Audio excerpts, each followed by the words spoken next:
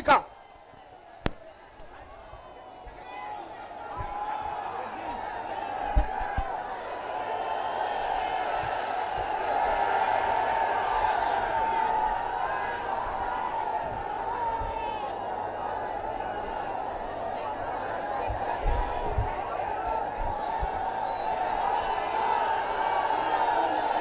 मंच पर हमारे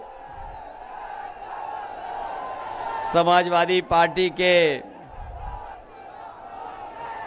और इंडिया गठबंधन के प्रत्याशी नरेश उत्तम पटेल जी, पार्टी के अध्यक्ष सुरेंद्र प्रताप जी, मंच पर बैठे हुए हमारे साथ पूर्व सांसद अशोक पटेल जी, आपके बगल के लोकसभा के प्रत्याशी और पूर्व सांसद राजाराम पाल जी,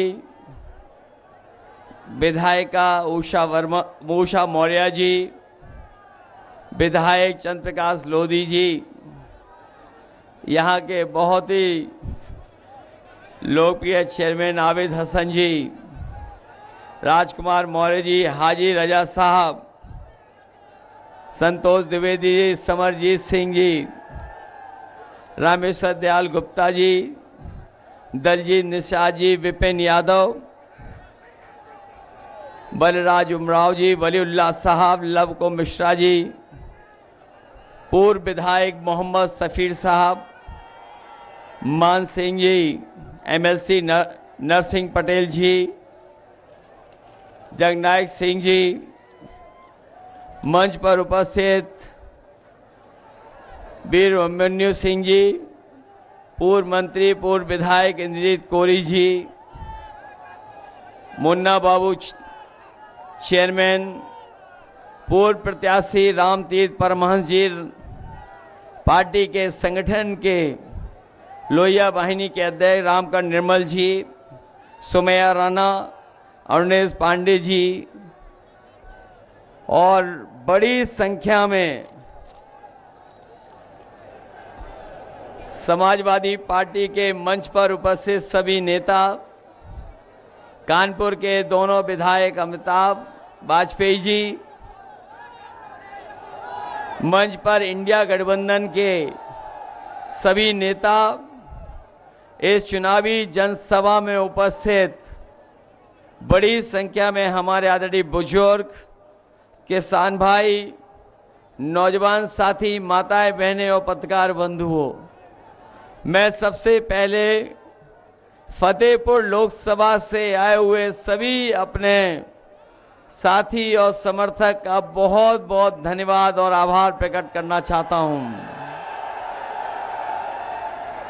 जहां इतनी दोपहरी है और मैं देख रहा हूं पंडाल के अंदर जहां थोड़ी बहुत धूप बचाने की जगह है, लेकिन कंधे से कंधा मिलाकर के एक दूसरे के पास खड़े होकर के जहां हमें पंडाल में लोग दिखाई दे रहे हैं, वहीं जहां कुछ भी छाया नहीं है और अपना सरों पे गमछा लगा करके बाईं तरफ और पीछे तक और इधर दाईं तरफ बड़ी संख्या में ये हमें जो जन सैलाब दिखाई दे रहा है, ये भरोसा दिला रहा है कि इस बार समाजवादी पार्टी इंडिया गठबंधन के प्रत्याशी नरेश उत्तम जी ऐतिहासिक वोटों से जीत करके लोकसभा में जा रहे हैं और जिनके नाम पर ही उत्तम हो तो नंबर 1 पर कोई रहेगा तो हमारे अपने प्रत्याशी नरेश उत्तम।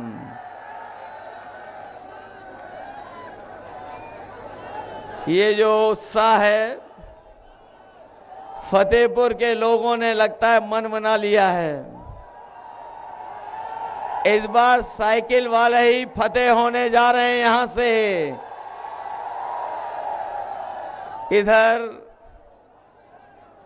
4 चरणों का चुनाव आपने देख लिया होगा। 4 चरणों में जो चुनाव हुए हैं उसकी जानकारी आपको मिल गई होगी और इसीलिए आपने देखा होगा कि भारतीय जनता पार्टी के बड़े बड़े नेताओं की भाषा और उनके भाषण बदल गए हैं। इस बार भारतीय जनता पार्टी चौथे चरण के बाद चारों खाने चित हो चुकी है और बकाया 3 चरणों में भारतीय जनता पार्टी का सफाया होने जा रहा है।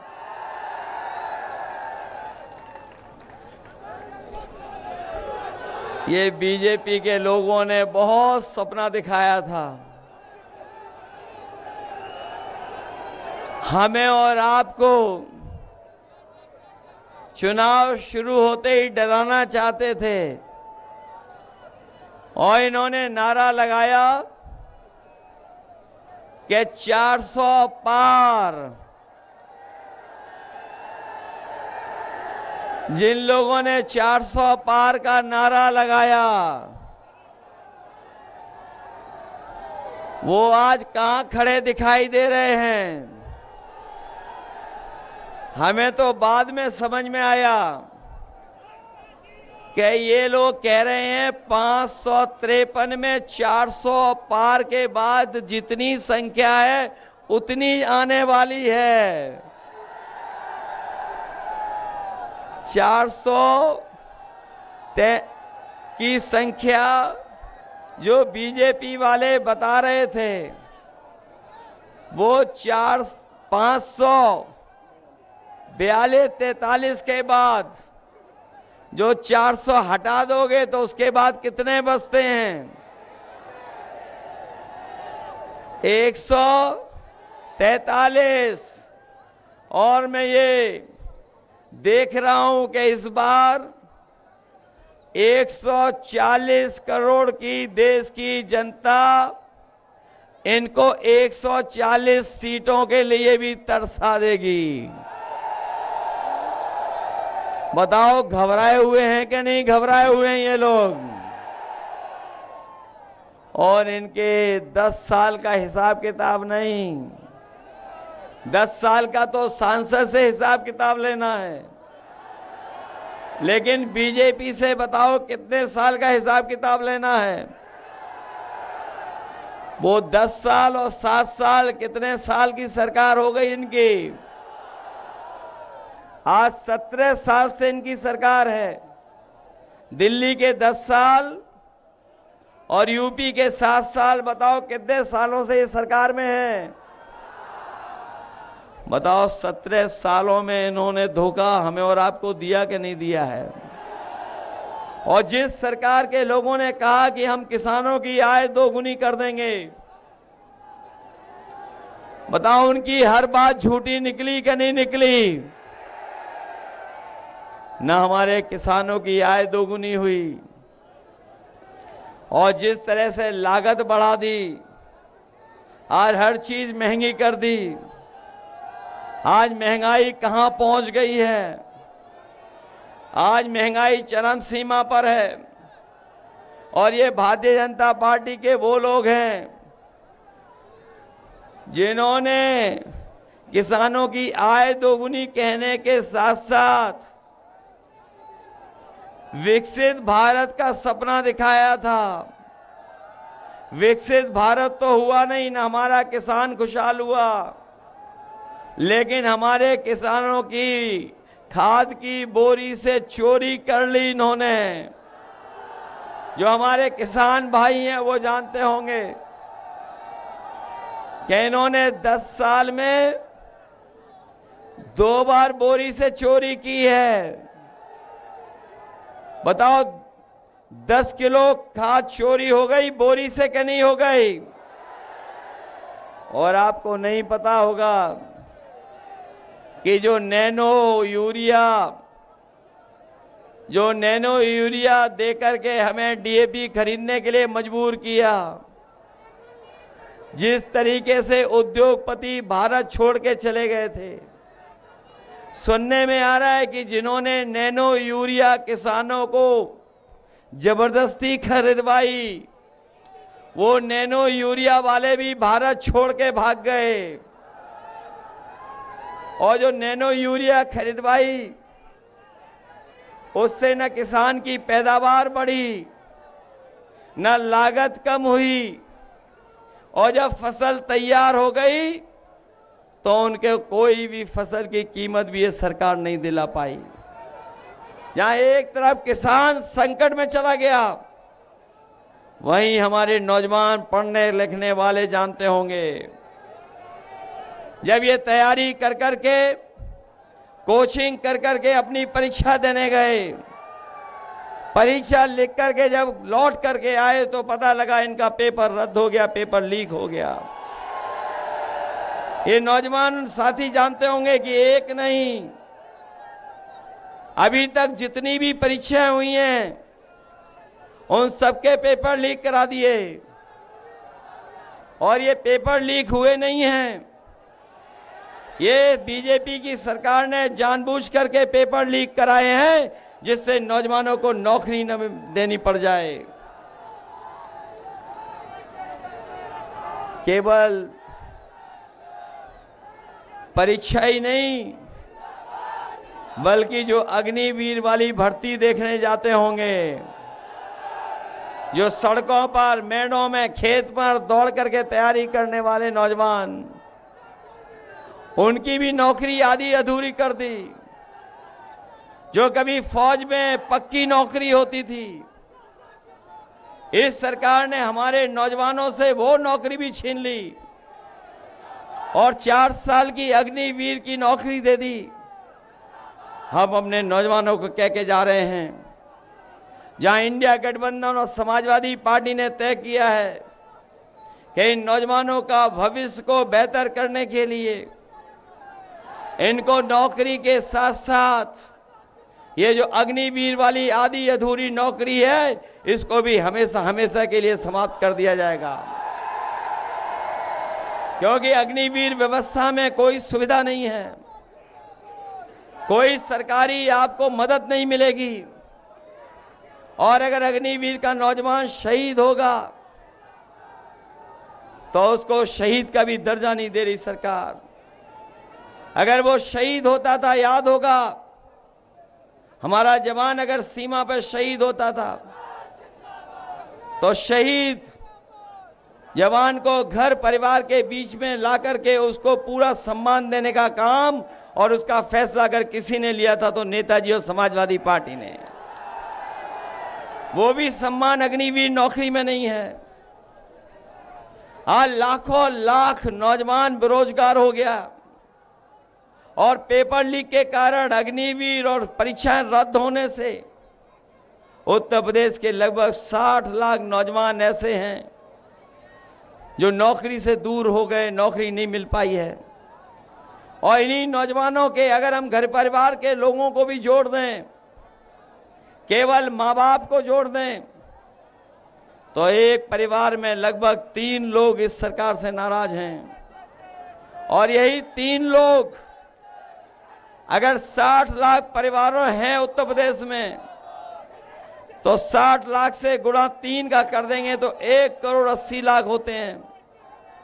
और 1 करोड़ 80 लाख जो नाराज लोग हैं सरकार से, केवल पेपर लीक की वजह से, नौकरी न मिलने की वजह से, परीक्षा रद्द होने की वजह से, और इन्हीं 1 करोड़ 80 लाख अगर भाग दे देंगे 80 लोकसभाओं से, तो हर लोकसभा में 2,25,000 से ज्यादा वोट कम हो गया है बीजेपी का।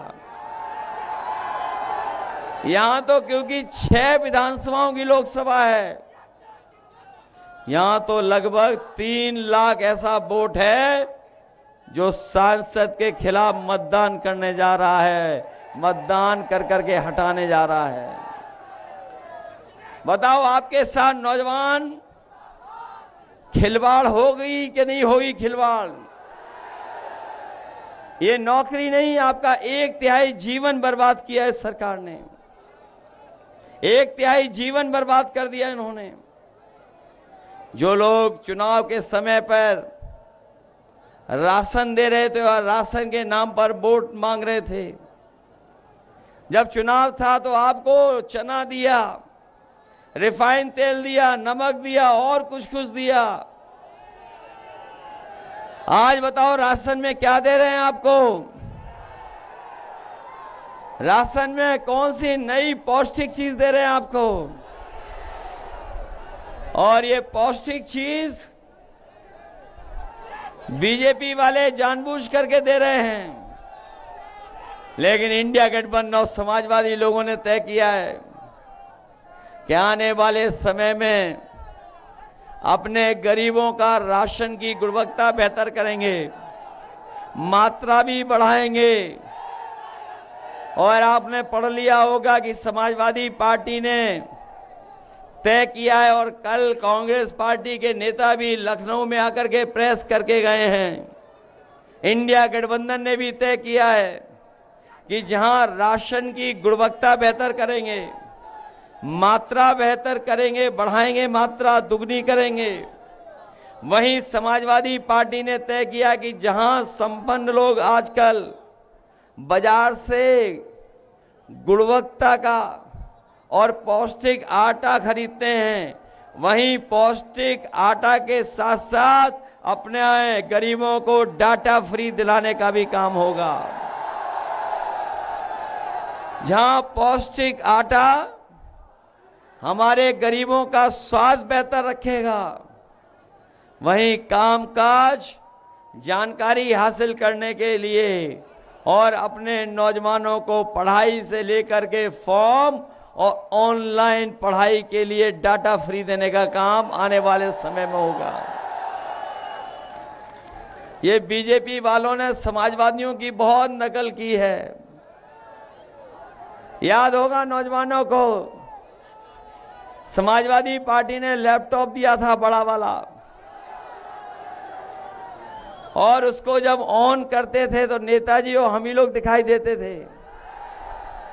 इन्होंने लैपटॉप नहीं दिया, इन्होंने उसका साइज छोटा करके स्मार्टफोन दिया है।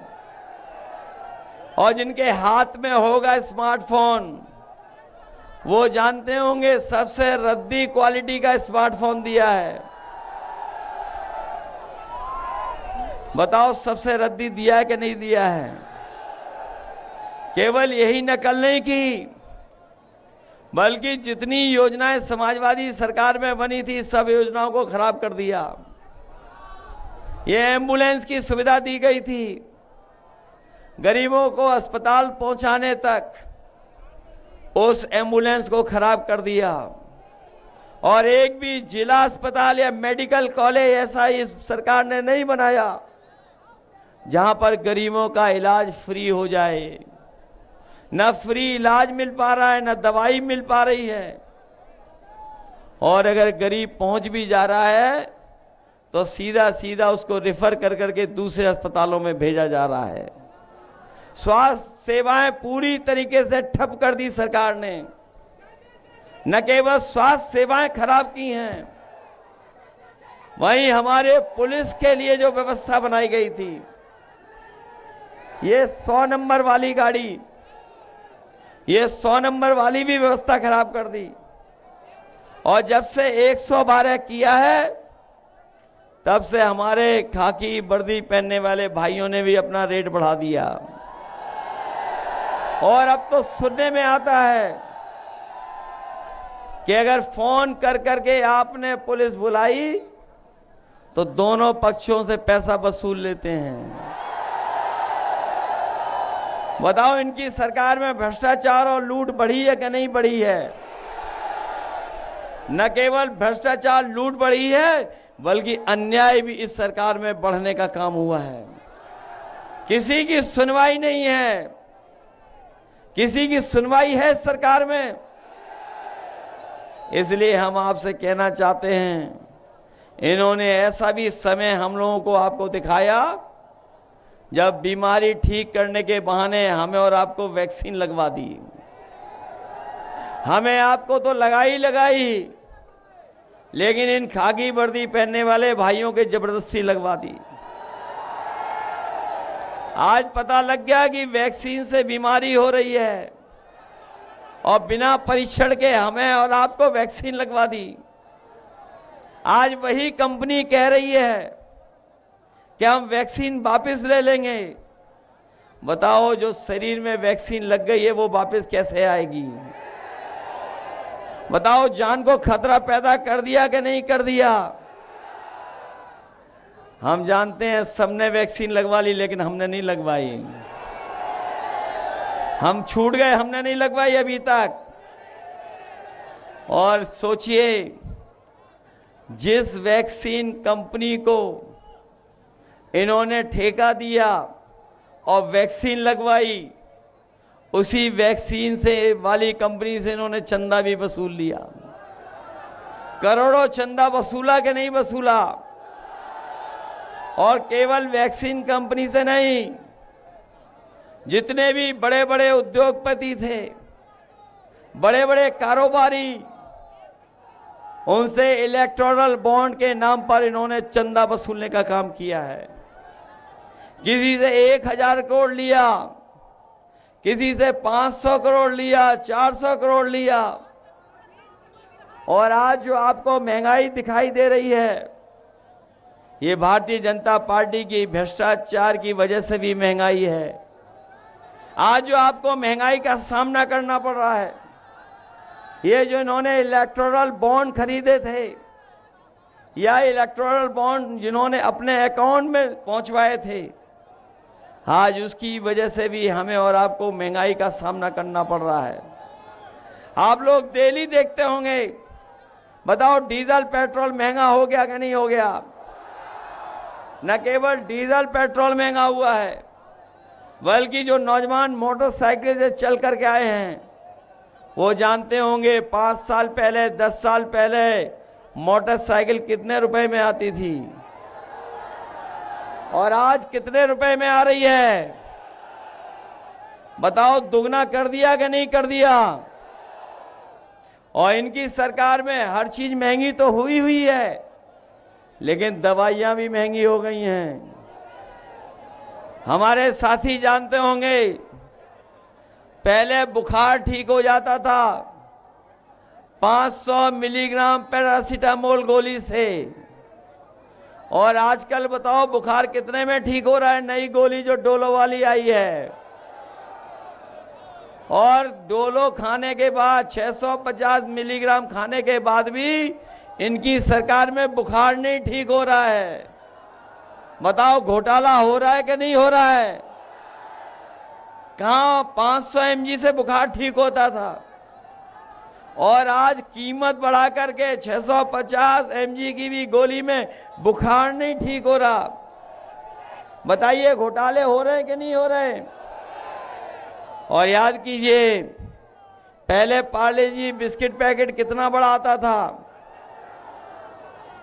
और आज पैकेट कितना बड़ा आता है? केवल बिस्किट पैकेट नहीं, जाकर के बाजार में देखो, हर चीज इन्होंने छोटी कर दी। बताओ, हर चीज छोटी कर दी कि नहीं कर दी? उससे मुनाफा ले रहे कि नहीं ले रहे हैं? इसलिए जहां इन्होंने किसान को बर्बाद किया, नौजवानों की नौकरी छीनी, वहीं ये संविधान के पीछे भी पड़ गए हैं। इसलिए हम आपसे कहने आए हैं कि ये चुनाव जहां हमारे आपके भविष्य का तो है ही है, लेकिन आने वाली पीढ़ी के भविष्य का भी चुनाव है। इसलिए आप सावधान हो कि नहीं सावधान हो? बताओ, संविधान को खतरा पैदा कर रहे हैं कि नहीं कर रहे हैं?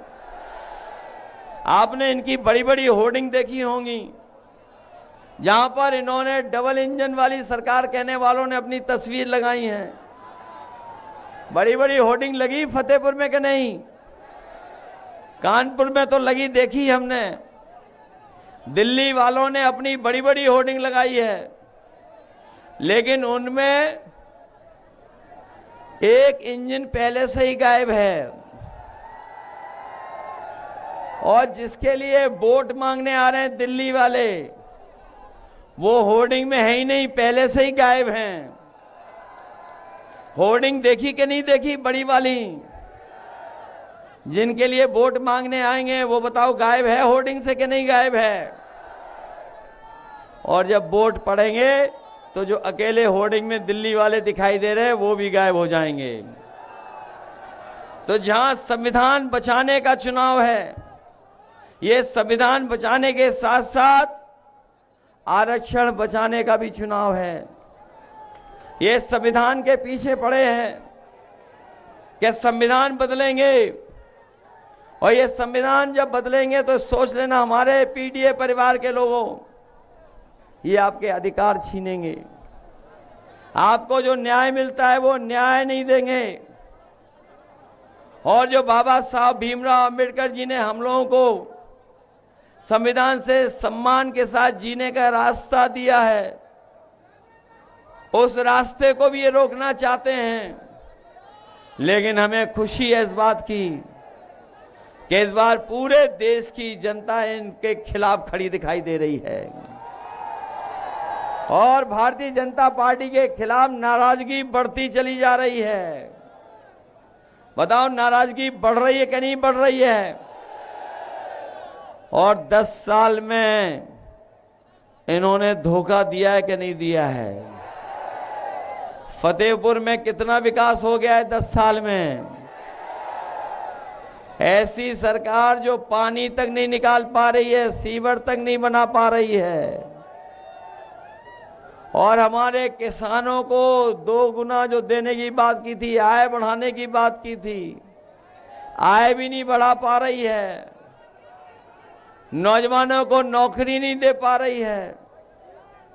बताओ कहीं नौकरी मिली हो तो बताओ आप लोग। इन्होंने बड़े बड़े आयोजन किए थे लखनऊ में, निवेश के नाम पर बड़े बड़े उद्योगपति बुलाए थे, और जब उद्योगपति आए उनसे समझौते किए तो सरकार ने बताया कि हमने लाखों करोड़ के समझौते किए हैं। लेकिन आज इतने सालों के बाद भी जो समझौते किए थे बड़े बड़े उद्योगपतियों से, एक भी कारखाना उद्योग जमीन पर नहीं ला पाए, न पहुंचा पाए। कहीं फतेहपुर में कोई कारखाना लगा हो तो बता दो। न इन्होंने कारखाने लगाए, न उद्योग लगाए, और हमारे किसान और गरीबों को कोई सुविधा भी नहीं दी। इसलिए हम अपने किसान भाइयों कह के जा रहे हैं, इंडिया गठबंधन और समाजवादी पार्टी ने तय किया है कि जिस तरीके से उद्योगपतियों का इन्होंने कर्ज माफ किया है, हम अपने गरीबों और किसानों का भी कर्ज माफ करने का काम करेंगे। किसानों का कर्ज माफ तो करेंगे ही करेंगे, वहीं उनकी पैदावार को सही कीमत मिले, उनको पैदावार का उन लाभ उन तक पहुंचे। इसलिए जो किसानों ने आंदोलन छेड़ा था कि उन्हें कानूनी अधिकार एमएसपी का मिले, तो आने वाले समय में 4 जून के बाद अपने किसानों का कर्ज माफ के साथ साथ एमएसपी दिलाने का भी कानूनी अधिकार दिलाने का काम होगा। और यही नहीं, अपनी गरीब माताओं बहनों को एक समय पर जब समाजवादी सरकार थी, उन्हें समाजवादी पेंशन दिया करते थे, हर महीने पेंशन देने का इंतजाम किया था। इस बार इंडिया गठबंधन और समाजवादी पार्टी ने तय किया है कि अपने गरीब परिवार की माताएं बहनों को लखपति बनाने का काम होगा। हर साल उनके अकाउंट में लाख रुपए भिजाने का काम होगा। इसलिए आप सबसे हम अपील करने आए हैं, एक वोट से एक सांसद तो चुना जाएगा, सांसद तो चुना ही जाएगा, दिल्ली की सरकार तो जाएगी ही जाएगी, यूपी की सरकार भी चली जाएगी। इस सरकार ने बहुत अन्याय किया है, बहुत झूठे मुकदमे लगाए हैं, लोगों को घर पे नहीं रहने दिया, पुलिस डराती थी, सुबह शाम डराती थी। इन खाकी वर्दी पहनने वालों को जो हमारे भाई लोग हैं कभी कभी डराते हैं, हम इन्हें भी सावधान करने आए हैं। अभी फौज की नौकरी 4 साल की हुई है। अभी फौज की नौकरी 4 साल की हुई है। ये बीजेपी वाले दोबारा आ गए तो ये खाकी वर्दी पहनने वालों की भी नौकरी 3 साल की हो जाएगी। ये मनी मन आपके साथ हैं और हम जानते हैं ये वोट भी नहीं डाल पा रहे, इनके दस्तखत बड़े अधिकारी करवा ले रहे हैं। लेकिन अब ये भी वोट देना चाहते हैं आपके साइकिल पर। बताओ हवा साइकिल के पक्ष में चल रही है कि नहीं चल रही? फतेहपुर पीछे तो नहीं रह जाएगा। इस बार जिता रहे हो आप लोग और नरेश उत्तम जी को जिताओगे आप लोग। कितने वोटों से जिताओगे? ये तो पता होगा कि राजा रामपाल जी जीत गए, उन्नाव वाली हमारी अन्नू टंडन जी जीत गई और रायबरेली में पता होगा कौन लड़ रहा है। बताओ रायबरेली में इंडिया गठबंधन समाजवादी पार्टी लड़ रही कि नहीं लड़ रही? बीजेपी की हालत खराब हो गई वहां पर कि नहीं हो गई? और ये जो कहते हैं डबल इंजन की सरकार, डबल इंजन की सरकार, बताओ फतेहपुर वाला जो इंजन बार बार जीत रहा है वो घटिया इंजन, खराब इंजन है कि नहीं है? बताओ बर्बाद इंजन है कि नहीं है? ये जो खटारा इंजन है फतेहपुर वाला, इसके लिए हम एक गाना लेकर के आए, दिल्ली से बनाए गाना, आपने सुना होगा। बताओ ऐसे सांसद को हटाओगे कि नहीं हटाओगे? 10 साल में पीछे कर दिया आपको क्या नहीं कर दिया? आप आटा और डाटा चाहते हो, इसलिए अपना भविष्य बेहतर सुधारना चाहते हो और ये भी तय किया है कि 30 लाख नौकरी जो खाली पड़ी हैं उनको आरक्षण के साथ 30 की 30 लाख नौकरियों में भर्ती होगी। और फौज की अग्निवीर व्यवस्था तो खत्म होगी, लेकिन उसके साथ साथ फौज की भर्ती की संख्या भी बढ़ा करके ज्यादा से ज्यादा नौजवानों को फौज में भर्ती के लिए ले जाने का काम आने वाली सरकार में होगा। इसलिए बजाइए वो गाना जो दिल्ली से आया सांसद जी के खिलाफ। हिसाब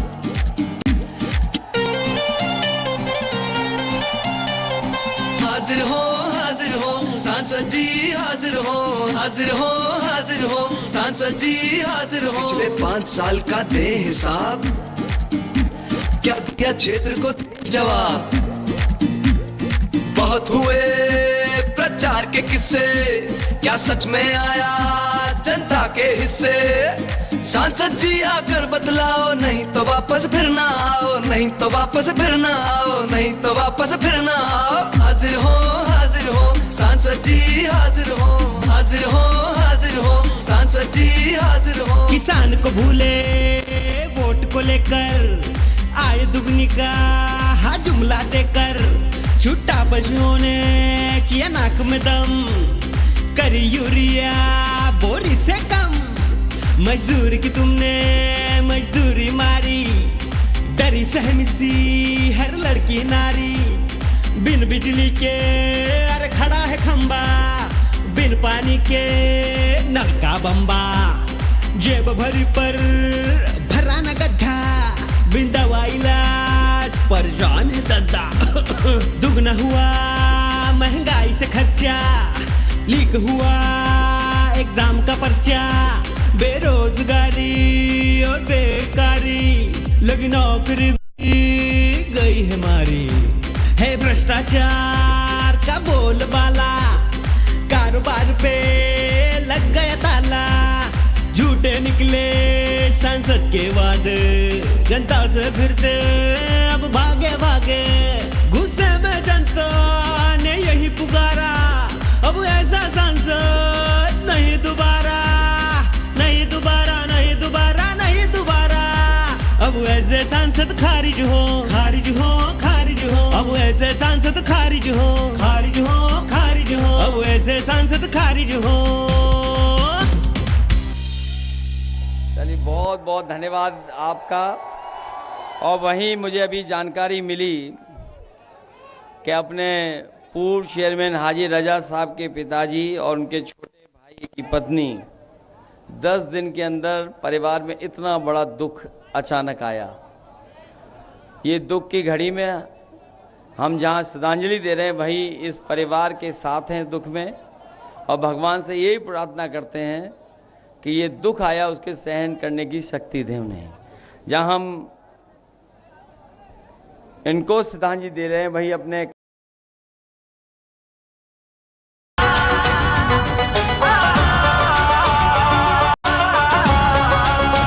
किसी को लालच से जोड़ा, किसी को ईडी ने तोड़ा, मनोबल भारत का था जो वो तानाशाही ने तोड़ा।